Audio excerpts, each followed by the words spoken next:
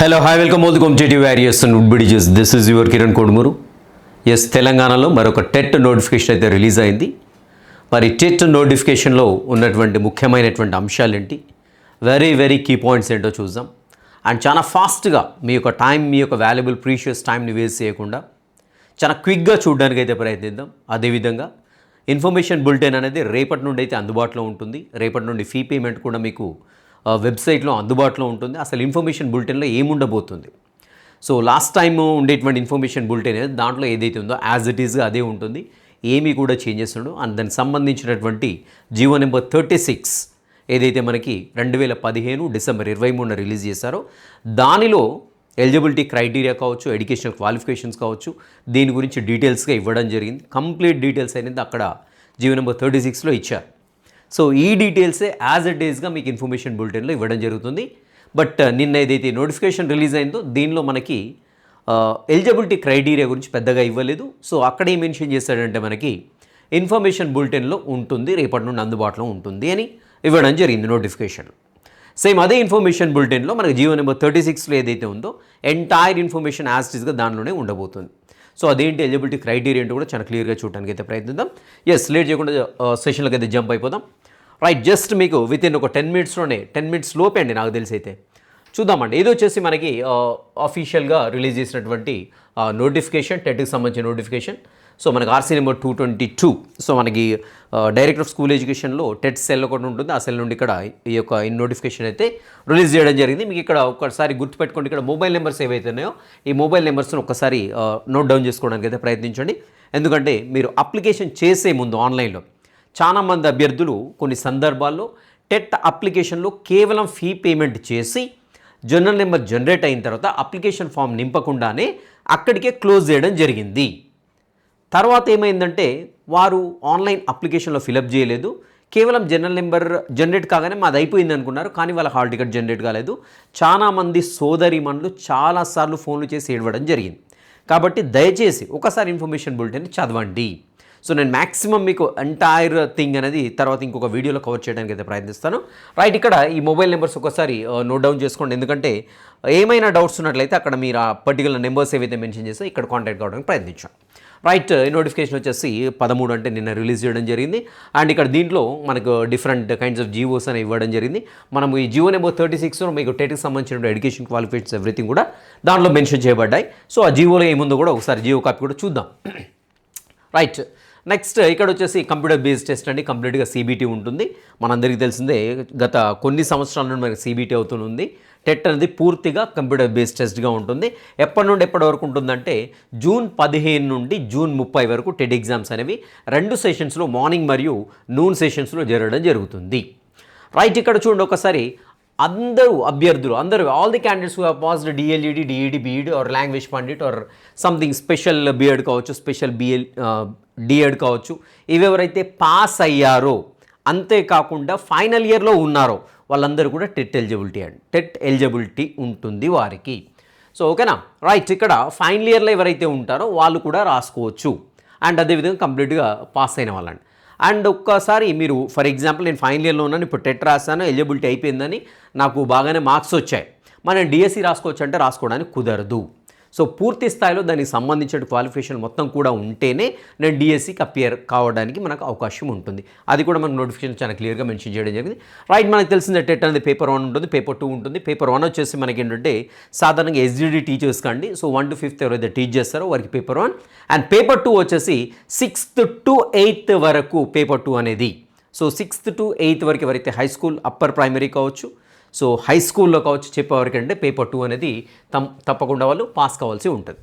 Right, మరి in service teachers గురించి already మనకు సుప్రీంకోర్టు వెర్డిక్ట్ ఇచ్చిన నేపథ్యంలో ఏంటంటే ఇన్ సర్వీస్ టీచర్లు తప్పకుండా పాస్ కావాలన్నట్టు ఇచ్చాడు. యాక్చువల్గా జీవో నెంబర్ 36లో సో మనకెవరైతే 2012 ఆగస్ట్ 23 కంటే ముందైన వాళ్ళకి టెట్ ఎగ్జామ్షన్ ఉంది అనేసి యాక్చువల్గా జీవో నెంబర్ 36లో మెన్షన్ చేశారు. కానీ మరి దానికి అగెనిస్ట్గానా సంథింగ్ మనకి సుప్రీంకోర్టు నుండి వర్డిక్ట్ అయితే రావడం జరిగింది. సో మరి అక్కడ ఒక పాయింట్ అయితే లీగల్ పాయింట్ అయితే మనకు కనపడుతూ ఉందండి. రైట్, పక్కన పెట్టేద్దాం కాసేపటికి. సో మరి ఇన్ సర్వీస్ టీచర్స్ ఎవరైతే ఉన్నారో వాళ్ళు TG టెట్ అయినా క్వాలిఫై కావచ్చు, లేదంటే CTET సెంట్రల్ టెట్ అయినా రాసుకోవచ్చండి. సో రెండిట్లో ఏదున్నా సరిపోతుంది. అండ్ ఇక్కడ సెకండ్ గ్రేడ్ టీచర్స్ కావచ్చు, ఎల్ఎఫ్ఎల్ హెడ్ మాస్టర్స్ ఎవరైతే ఉన్నారో ఇన్ సర్వీస్, వాళ్ళు ఆల్రెడీ కొంతమంది ఎస్జిటి వాళ్ళకి ఏంటంటే బీఎడ్ క్వాలిఫికేషన్తో కూడా రిక్రూట్ కావడం జరిగింది. 2006వ సంవత్సరంలో చూసినట్లయితే ఆ డిఎస్సిలో కొంతమంది ఎస్జిటి అభ్యర్థులు బీఎడ్ క్వాలిఫికేషన్తో కూడా ఎలో చేయడం జరిగింది. కానీ ఇక్కడ టెట్ ఎలిజిబిలిటీకి వచ్చేసరికి ఏంటంటే పేపర్ 1 రాయాలంటే తప్పకుండా డిఎల్ఈడి ఉండాలి అన్నట్టుగా, డిఎల్ఈడి లేదంటే టీటీసీ అంటుండ ఉండాలి అన్నట్టుగా మనకు అక్కడ పర్టికులర్ నోటిఫికేషన్లో కానీ లేదంటే ఎలిజిబిలిటీ క్రైటీరియాలో కానీ చెప్పడం జరిగింది. కానీ ఇక్కడ ఒకటి మనకు పాయింట్ ఏం మెన్షన్ చేస్తారంటే మనకి, సో డిఎల్ఈడి ఆర్ఎల్స్ టీటీసీ అంటాం దీన్ని, లేదంటే డిఎడ్ అంటూ ఉంటాం. సో బిఎడ్ రెండిట్లో ఏది పాస్ అయినా కానీ వాళ్ళు పేపర్ 1 ఇన్ సర్వీస్ టీచర్లకు మాత్రమే గుర్తుపెట్టుకోండి ఇది. సో ఎస్జిటీలో పనిచేస్తున్నా లేదంటే ఎల్ఎఫ్ఎల్ హెడ్ మాస్టర్గా ఉన్నవారికి వారికి బిఎడ్ ఉన్నా లేదంటే డిఎడ్ ఉన్నా వాళ్ళు పేపర్ 1 అయితే రాసుకోవచ్చండి. సో ఇది ఒకటి క్లారిటీ ఇక్కడ మనకి. And school assistant language pundits వచ్చేసి పేపర్ 2 అనేది కంపల్సరీ వాళ్ళు పాస్ కావాల్సి ఉంటుంది. రైట్, ఇంకా డేట్ అండ్ టైమింగ్స్ చూసినట్లయితే మనకు తెలిసి జూన్ 15 నుండి 30 వరకు మధ్యలో ఎగ్జామ్స్ అయితే మార్నింగ్ సెషన్ వచ్చేసి 9 to 11:30 ఉంటుంది. అండ్ నూన్ సెషన్లో వచ్చేసి మనకి ఏంటంటే 2 to 4:30 2.5 hours అనేది ఎగ్జామ్ ఉంటుంది. రైట్, ఎగ్జామినేషన్ ఫీ చూసినట్లయితే జనరల్ కావచ్చు, బీసీ వాళ్ళకి కావచ్చు, ఏదైనా ఒక పేపర్ రాస్తే పేపర్ 1 లేదా పేపర్ 2 రాస్తే 750 పే చేయాల్సి ఉంటుంది. లేదు నేను 2 రాస్తానంటే జనరల్ అండ్ బీసీ వాళ్ళకు వచ్చేసి 1000 రూపాయల ఫీజు ఉంటుందండి. సో అలా కాకుండా SC ST and differently abled people ఎవరైతే ఉన్నారో వారు పేపర్ 1 రాయాలంటే 50 రూపాయలు తక్కువ, అంటే 700 రూపాయలు పే చేయాల్సి ఉంటుంది ఒకటే పేపర్ 1 ఆర్ పేపర్ 2. లేదు నేను 2 రాస్తానంటే మాత్రం సో ఇక్కడ 950 రూపాయలు పే చేయాల్సి ఉంటుంది. ఎవరండి? SC ST PWD person with disabled ఎవరైతే ఉన్నారో వాళ్ళకి, అంటే జనరల్ వాళ్ళకి వాళ్ళ కంపారిజన్ ఒక 50 రూపాయలు తక్కువగా ఉన్నది. సో జనరల్ వాళ్ళు, అదేవిధంగా బీసీ వాళ్ళకైతే పేపర్ 1 లేదంటే పేపర్ 2 ఇది లేక అది రాస్తే మాత్రం 750 రూపాయలు, లేదు 2 రాస్తే మాత్రం 1000 రూపాయలు పే చేయాల్సి ఉంటుంది.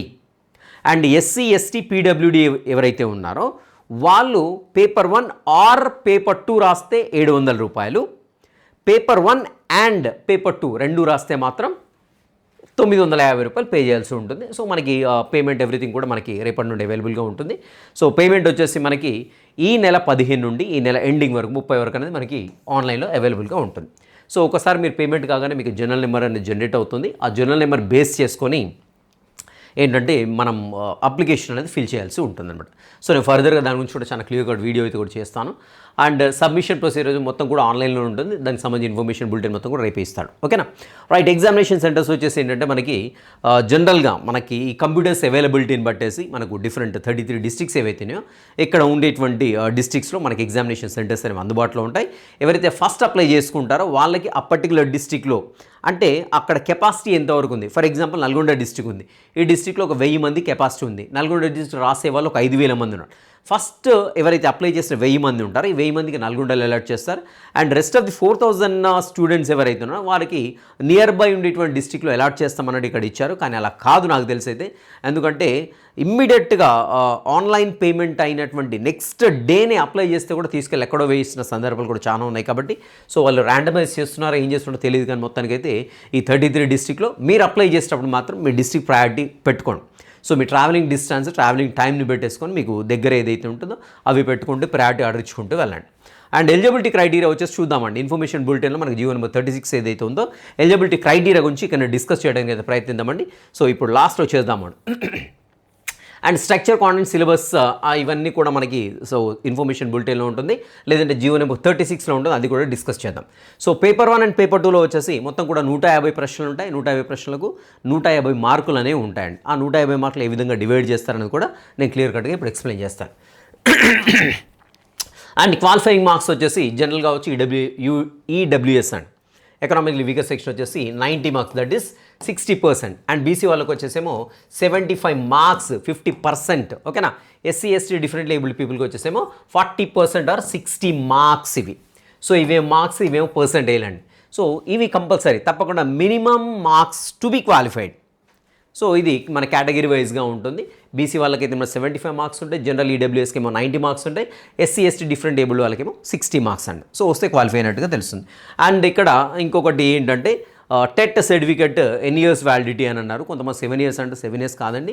సో దానికి సంబంధించిన జీవోలో ఆల్రెడీ అమెండ్మెంట్ కూడా చేయడం జరిగింది. సో కంప్లీట్గా లైఫ్ టైం వ్యాలిడిటీ ఉంటుంది కాబట్టి ఎవరు కూడా వరీ అవ్వాల్సిందే. Once you passed so you will have the TET certificate for your life time. So అంటే గవర్నమెంట్ ఇంకా జీవోలో ఏమైనా మోడిఫికేషన్ చేయనంత వరకు మీకు ఆ టెట్ సర్టిఫికేట్ అనేది లైఫ్ టైం వ్యాలిడిటీ ఉంటుంది. రైట్, మనకు తెలిసింది టెట్ మార్క్స్ 20% వెయిట్ అనేది డిఎస్సిలో ఉంటాయి. కాబట్టి ఎక్కువ మార్కులు వస్తే మనకు డిఎస్సిలో కొంత అడిషనల్గా బెనిఫిట్ అనేది కావడం జరుగుతుంది. అండ్ ఇంకా ఇదంతా కూడా మనకు తెలిసిందే. ఇన్ఫర్మేషన్ బులెటిన్ వచ్చేసి నోటిఫికేషన్ వచ్చేసేమో 13వ తారీఖు రిలీజ్ అయింది. ఇన్ఫర్మేషన్ బులెటిన్ రేపు రిలీజ్ అవుతుంది.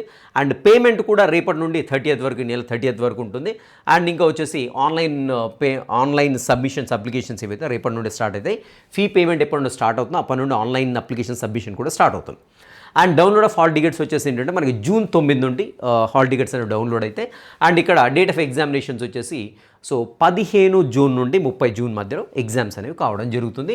అండ్ ఇక్కడ వచ్చేసి టైమింగ్స్ మార్నింగ్ సెషన్లో 9 to 11:30 అండ్ 2 to 4:30 నూన్ సెషన్లో ఉంటాయి. ఇది కంప్లీట్ ఇన్ఫర్మేషన్ అండి మీకు. ఇంకా రైట్, మరి ఎలిజిబిలిటీ క్రైటీరియా ఏంటి, ఎగ్జామినేషన్ స్కీమ్ ఏంటి, ప్యాటర్న్ ఏంటి, ఇది ఏం చేంజ్ కాదండి. జియో ఒకసారి తీసారంటే జియో ఇలాగే ఉంటుంది. Still it gets amended. So మనకి అది అమెండ్మెంట్ అయ్యేంత వరకు కూడా జియో ఇదే ఉంటుంది. ఇదే ఇన్ఫర్మేషన్ మీకు ఎక్కడ ఉంటుందండి, ఇన్ఫర్మేషన్ బులెటిన్లో ఉంటుంది. సో చూసేద్దాం అది కూడా ఏంటో అనేది. సో ఇది జియో వచ్చేసి జియో నెంబర్ 36 అండి. ఇది ఎప్పుడు రిలీజ్ చేశారంటే మనకి 2015 డిసెంబర్ 23 రిలీజ్ చేశారు. అక్కడి వరకు ఆ పర్టికులర్ డేట్ని ఎందుకు చెప్తున్నానంటే నేను, సో ఎలిజిబిలిటీ క్రైటీరియాలో మనకు ఒక డేట్ని తీసుకున్నాడు. ఆ డేటే ఇదండి. సో మీకు రేపు ఇన్ఫర్మేషన్ బులెటిన్లో కూడా ఈ డేట్ మెన్షన్ చేస్తాడు, గుర్తుపెట్టుకోండి. ఈ డేట్ మెన్షన్ చేస్తాడు. సో ఈ డేట్ కంటే ముందు పాస్ అయిన వాళ్ళకు ఒక పర్సంటేజ్ ఉంటుంది, ఆ డేట్ తర్వాత పాస్ అయిన వాళ్ళకు ఒక పర్సంటేజ్ ఉంటుంది. సో ఇంటర్మీడియట్ కావచ్చు, డిగ్రీలో కావచ్చు, ఓకేనా. సో అది కేటగిరీ వైజ్గా పర్సంటేజ్ ఉంది. అది ఏంటని చాలా క్లియర్గా చూడడానికి అయితే ప్రయత్నిద్దాం. రైట్, ఇది వచ్చేసి జియో నెంబర్ 36 అండ్ రిలీజ్ అయింది వచ్చేసి 23/12/2015. రైట్, ఇక్కడ చూద్దాం. ఇక క్వాలిఫికేషన్లోకి వెళ్ళిపోదాం డైరెక్ట్గా. Right, minimum qualifications for TS TET paper 1 qualification ఏంటి? పేపర్ 1 అపియర్ కావాలంటే మనం ఎలాంటి క్వాలిఫికేషన్ కలిగి ఉండాలి చూద్దాం. So intermediate, right, intermediate compulsory open వాళ్ళు అయితే ఏంటి 50% మార్క్స్ వచ్చి ఉండాలి, ఓకేనా. అదే SC ST BC different abled people అయితే మాత్రం 45% మార్క్స్ వచ్చి ఉండాలి పేపర్ 1 అపియర్ కావాలంటే. అండ్ ఇంకేముండాలి దాంతోపాటుగా మనకి 2 years diploma in elementary education, TTC, DEd, DLEd అంటుండగా అది 2 years కంప్లీట్ చేసి ఉండాలి. లేదంటే 4 years of bachelor of elementary education, BLEd అంటారు, ఇంటిగ్రేటెడ్ ఎడ్యుకేషన్ కోర్స్ అండి. ఇది 4 years. So intermediate plus DLEd కలిపి ఉంటుంది. ఇది 4 years కోర్స్ అండి. లేదంటే 2 years diploma in education, special education ఉంటుంది. సో డిఈడి ఏదైతే టీటీసీ ఉందో స్పెషల్ ఎడ్యుకేషన్ 2 years ఉంటుంది. సో వీటితో పాటుగా ఇంటర్మీడియట్లో జనరల్ వాళ్ళకైతే 50%, సో అదేవిధంగా SC ST BC different abled వాళ్ళకైతే 45% ఉంటుంది. ఇది క్లియర్, రైట్. లేదా ఇంటర్మీడియట్ ఎంత శాతం మార్క్స్ ఉండాలి ఓపెన్ వాళ్ళకని చూసినట్లయితే 45% ఉండాలి. ఇక్కడ కండిషన్. మరి ఇక్కడ 50%, ఇక్కడ 45% ఏంటంటే చెప్తాను ఇప్పుడు. Right, next SC ST BC different abled వాళ్ళకైతే మాత్రం ఏంటంటే 40% ఉంటే సరిపోతుందండి. అండ్ అదేవిధంగా ఇంతకుముందు యాస్టీస్గా మనకి ఏంటంటే డిఎడ్ కానివ్వండి, స్పెషల్ ఎడ్యుకేషన్ డిఎడ్ కానివ్వండి, లేదంటే ఇంటిగ్రేటెడ్ కోర్స్ 4 years కోర్స్ అయినా అది ఉండాలి. సో ఇక్కడ ఏంటి, ఎవరికి ఎగ్జామ్షను, ఎందుకు ఇక్కడ తగ్గిస్తున్నాడు పర్సంటేజ్ అంటే మనకి జియో నెంబర్ 36 ఎప్పుడు రిలీజ్ అయిందండి? ఇక్కడ చూసినట్టయితే మనకి 23/12/2015 రోజు రిలీజ్ అయింది. సో అప్పటి వరకు ఎంత ఉండాలని చెప్పారు, ఇంత ఉండాలని చెప్పారు. అంతకంటే ముందైన వాళ్ళ పరిస్థితి, అంతకంటే ముందు పాస్ అయిన వాళ్ళ పరిస్థితి ఏంటంటే ఇక్కడికంటే ముందు పాస్ అయిన వాళ్ళు 2015 డిసెంబర్ 23 కంటే ముందు ఎవరైతే పాస్ అయ్యారో, లేదంటే అప్పుడు అడ్మిషన్ అయింది, నేను ఇంక వదిలిపెట్టేసాను దాన్ని, ఇంకెప్పుడో అపియర్ అవుతాను, సో వాళ్ళకు కూడా అడ్మిషన్ అయినా, లేదంటే 23/12/2015 కంటే ముందు పాస్ అయిన వాళ్ళు ఎవరైతే ఉన్నారో ఇక్కడ చూడండి ఒకసారి. Right, 2 years diploma in special education in case of the candidate who have passed and admitted to DLED, DED course prior to issue of these guidelines. ఓకేనా, క్లియర్ కదా ఇది? సో ఇక్కడ డిఎల్ఈడి కానివ్వండి, డిఎడ్ కానివ్వండి, ఏదైతే కోర్సు ఉందో ఆ course మీరు 2015 డిసెంబర్ 23 కంటే ముందు పాస్ అయినా లేకుంటే ముందే అడ్మిట్ అయినా వారికి మాత్రం ఇంటర్మీడియట్లో జనరల్ వాళ్ళకైతే 45%, SC ST BC different labelled వాళ్ళకైతే మాత్రం 40% సరిపోతుంది. అది గుర్తుపెట్టుకోండి, ఓకేనా. Right, so date cut off date అనేది గుర్తుపెట్టుకోండి. అండ్ మినిమం క్వాలిఫికేషన్ పేపర్ 2కి అయితే ఏంటి అని చూసినట్లయితే సో డిగ్రీ ఉండాలండి, degree with at least 50% marks open ఉండాలి. And in case of SC ST BC different లేబుల్ వాళ్ళకి 45% ఉండాలి. అండ్ అదేవిధంగా బీఎడ్ కావచ్చు, లేదంటే ఇంటిగ్రేటెడ్ బీఎడ్ ఉంటుందండి, 4 years ఉంటుంది, లేదంటే బీఎడ్ స్పెషల్ ఎడ్యుకేషన్ ఉంటుంది. ఇవి కంపల్సరీ ఉండాల్సి ఉంటుంది అనమాట. ఇక్కడ గుర్తుపెట్టుకోవాల్సిందండి, డిగ్రీలో ఓపెన్ వాళ్ళకి 50%, అదేవిధంగా SC ST BC different label వాళ్ళకైతే 45%. సో లేదా ఆర్, సో ఇప్పుడు చెప్పుకున్నాం కదా, ఆ డేట్ కంటే ముందు prior to issue of these guidelines. ఓకేనా. సో ఇక్కడ చూడండి, so degree at least with 50% marks అండి. ఓపెన్ వాళ్ళకి 50% మార్క్సే ఉన్నాయి. ఇక్కడ కూడా ఇక్కడ 50% ఉన్నాయి, ఇక్కడ కూడా 50% ఉన్నాయి. And SC ST BC differently abled క్యాండిడేట్స్కి అయితే మాత్రం మినిమం 40%. ఇక్కడ చూడండి, ఇక్కడ 45, ఇక్కడ 40% ఉందండి. ఎప్పటికంటే ముందు పాస్ కావాల్సి ఉంటుంది వారు బీఎడ్ అనేది చూసినట్లయితే 2015 కంటే ముందు పాస్ అయిన వాళ్ళకి. ఎవరికి? So SC ST BC different abled వాళ్ళకైతే 40% మార్క్స్ ఉంటే సరిపోతుంది డిగ్రీలో. ఎప్పుడు పాస్ కావాలి వాళ్ళంటే కంపల్సరీ 23/12/2015 కంటే ముందు పాస్ అయిన వాళ్ళు ఉండాలి, లేదంటే అంతకంటే ముందు అడ్మిషన్ పొందిన వారై ఉండాలి. And pass in bachelor of education B Ed, bachelor of education B Ed special education అయినా పర్వాలేదు. In case of the candidate who are passed or admitted to B Ed so course prior to the issue of these guidelines. So చాలా క్లియర్గా mention చేశాడు కదా ఇక్కడ. So simple అండి, ఇక్కడ మనకేంటంటే బీఎడ్ కానివ్వండి, స్పెషల్ బీఎడ్ కానివ్వండి, వీళ్ళకి ఎవరైతే ఉన్నారో వీళ్ళు ఎవరైతే బీఎడ్ కానివ్వండి, స్పెషల్ బీఎడ్ 2015 డిసెంబర్ 23 కంటే పాస్ అయిన వాళ్ళు, లేదంటే అడ్మిట్ అయిన వాళ్ళకి మాత్రం వారికి డిగ్రీలో 40% marks, SC ST BC differently abled వాళ్ళకి 40% ఉంటే సరిపోతుంది. దట్స్ ఇట్, అది గుర్తుపెట్టుకోండి. లేదంటే ఇంకోటి ఏమి ఇచ్చాడు, 4 years ఇంటిగ్రేటెడ్ బీఎడ్ కోర్స్ ఉంటుందండి, బీఎస్సీఈడి బీఏఈడి. సో ఎడ్యుకేషన్ అనేది 1 yearగా ఉంటుంది వాళ్ళు. సో అక్కడ వచ్చేసి ఏంటంటే 50% మార్క్స్ ఉంటే సరిపోతుంది ఓపెన్ వాళ్ళకి. సో అదే ఎస్సీ ఎస్టీ బీసీ వాళ్ళకైతే మాత్రం 45 మార్క్స్ అనేది ఉండాల్సి ఉంటుంది అనమాట. ఓకేనా. ఇది వచ్చేసి మనకి ఏంటంటే పేపర్ 2 అపియర్ కావాల్సినటువంటి నాన్ లాంగ్వేజెస్ క్యాండిడేట్స్కి. So graduation with language concern as a optional subject అండి. సో ఇక్కడ మనకి లాంగ్వేజ్ టీచర్స్ ఉంటారు. లాంగ్వేజ్ టీచర్స్కి ఏంటి అంటే కంపల్సరీ గ్రాడ్యుయేషన్లో వారు ఆ పర్టిక్యులర్ లాంగ్వేజ్, ఫర్ ఎగ్జాంపుల్ నేను స్కూల్ అసిస్టెంట్ తెలుగు రాయాలని అనుకుంటున్నాను, కంపల్సరీ నేను తెలుగుని ఒక ఆప్షనల్గా చదివి ఉండాలి, లాంగ్వేజ్గా కాదు. ఓకేనా. ఆర్ లేదంటే bachelor of oriental language or its equivalent or graduation in literature. So literature అన్నా చేసి ఉండాలి, బీఏ లిటరేచర్, సో లేకుంటే MA literature, MA English literature అంటుంటారు కదా, లేదంటే post graduation language concern. So ఇవి కంపల్సరీ వాళ్ళకి క్వాలిఫికేషన్స్ అయి ఉండాలి. అండ్ అదేవిధంగా లాంగ్వేజ్ పండిట్ ట్రైనింగ్ అయినా చేసి ఉండాలి. అదేవిధంగా BEd with language concern language. So బీఎడ్లో ఫర్ ఎగ్జాంపుల్ నేను తెలుగు మెథడాలజీ తెలుగుని ఒక లాంగ్వేజ్ మెథడాలజీగా చదివి ఉండాలి. సో అలా ఉన్నప్పుడే నేను ఏంటంటే దానికి ఎలిజిబిలిటీ ఉంటాను రాయడానికి. ఓకేనా. రైట్.